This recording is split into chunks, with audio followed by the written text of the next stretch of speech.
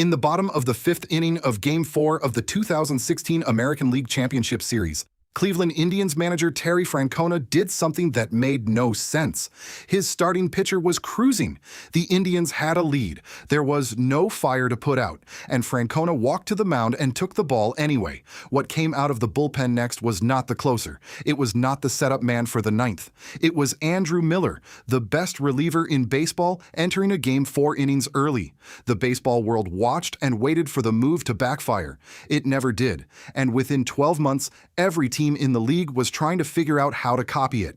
This is the story of one postseason series that dismantled a 30-year assumption about how baseball games are supposed to be won. The assumption had a name, and for 30 years, nobody questioned it. It was called the save, a stat that decided when your best pitcher was allowed to enter a game. Over the following decades, it quietly reshaped how managers built their entire bullpen. The best reliever on every team was reserved for the ninth inning, for save situations only, regardless of what was happening in the seventh, regardless of who was batting, regardless of how much the game actually mattered in that moment. The save turned the most important decision in a game into a routine. Same inning, same role, same timing. Even when the game itself didn't follow that script. Francona had a weapon calibrated exactly for those moments: Andrew Miller. And in October 2016, he deployed him like no manager had dared before. And if you've ever watched a manager make a decision that felt completely backwards, this is where it starts. Because the number we're about to get to changed how teams think about winning games. Miller entered games as early as the fifth inning across Cleveland's postseason run. He was not protecting leads. He was ending rallies before they started, killing the highest leverage moments of games that were still in genuine doubt. His leverage index across those appearances averaged 1.42. Meanwhile, Cleveland's actual closer, Cody Allen, was mopping up lower-stakes innings at a leverage index of 0.53. The best reliever in baseball was being used in the most important moments of games. The closer was being used in the least. This was the opposite of how every other team in baseball operated. On paper, it shouldn't have worked. But the numbers told a different story. Over 19 postseason innings in 2016, Miller posted a 1.40 ERA. It was the most innings ever pitched by a reliever in a single postseason run. His FIP, the number that measures what a pitcher actually controlled, stripped of luck and defense, sat below zero. Below zero. For reference, the best starting pitchers in baseball land around 2.50 for a full season. Miller was so dominant across such high-leverage situations that the standard measuring tools could barely process what he was doing. The Indians did not win the World Series. They lost Game 7 to the Cubs in 10 innings in one of the most dramatic finishes in baseball history. But they took a 3-1 series lead with Miller as the weapon that made it possible. And the lesson the sport absorbed was not about Cleveland losing. It was about how they had played. Because here is where the story turns. The following spring, every analyst in baseball was asking the same question. If Miller's usage pattern produced a FIP below zero in high-leverage October situations, why did baseball spend 30 years doing the opposite? The numbers had always supported the Francona approach. Leveraging your best reliever into the highest-stakes moments of games generates more win probability than saving him for a ninth-inning formality. The sabermetric community had written about this for years. But the save statistic had built an entire culture around protecting closers for situations that mathematically often did not matter as much as what came before.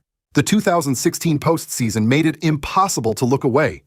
Fangraphs published the leverage index breakdowns. ESPN ran the win probability charts. The argument that had lived in analytic circles for a decade suddenly had a face, a postseason stage, and 19 innings of evidence. Within 2 seasons, the league shifted. Managers began tracking leverage index in real time. Front offices started valuing multi-inning high-leverage relievers differently. The save was not abolished, but its grip on roster construction loosened visibly. Teams began paying for the ability to get the highest leverage outs rather than the last 3 outs in a game already decided. The arms race in October bullpens accelerated into something baseball had not seen before. The irony is that Miller himself rarely got the credit he was owed. He pitched in a World Series that went to Game 7 and his team lost. The MVP of the American League Championship Series that year was Miller, which registered barely in national coverage next to the Cubs ending a 108-year drought. But the numbers from those 19 innings spread through front offices faster than any broadcast highlight could. What the 2016 postseason exposed was a flaw not in any pitcher or manager, but in the statistical incentive structure of the sport itself. A stat invented in 1969 to recognize a specific kind of finishing performance had quietly become the entire framework for late-game strategy. Leverage index had always existed as a better measure of when a reliever's contribution actually mattered. It took one manager, one October, and one reliever entering in the fifth inning to make that argument undeniable. Every bullpen arms race since 2017 traces back to that moment. Every October conversation about who pitches the 6th, the 7th, the 8th. It starts there. The save is still on the books, but the game played in October looks nothing like it did before Terry Francona walked to the mound and started a revolution. What makes the Francona decision even more significant is the contrast sitting right next to it. That same postseason, the Orioles lost an extra-inning wildcard game while their best reliever, Zach Britton, who had posted the best ERA by a reliever in the modern era that year, never threw a pitch. His manager held him for a save situation that never came. Two organizations, one October stage. Cleveland's approach produced 19 dominant innings. Baltimore's produced 0. Front offices noticed. General managers began having different conversations in the offseason. The question shifted from who is our closer to who is our highest leverage arm and when does he enter? It was a small shift in language. The strategic consequences were enormous. By 2018, multi-inning relievers were being evaluated differently in arbitration.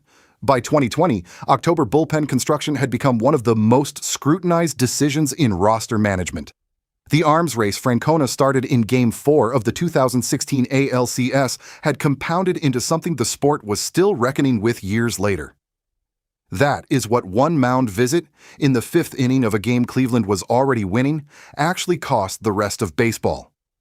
I'm still building this channel, so if you want to follow along, I genuinely appreciate you subscribing.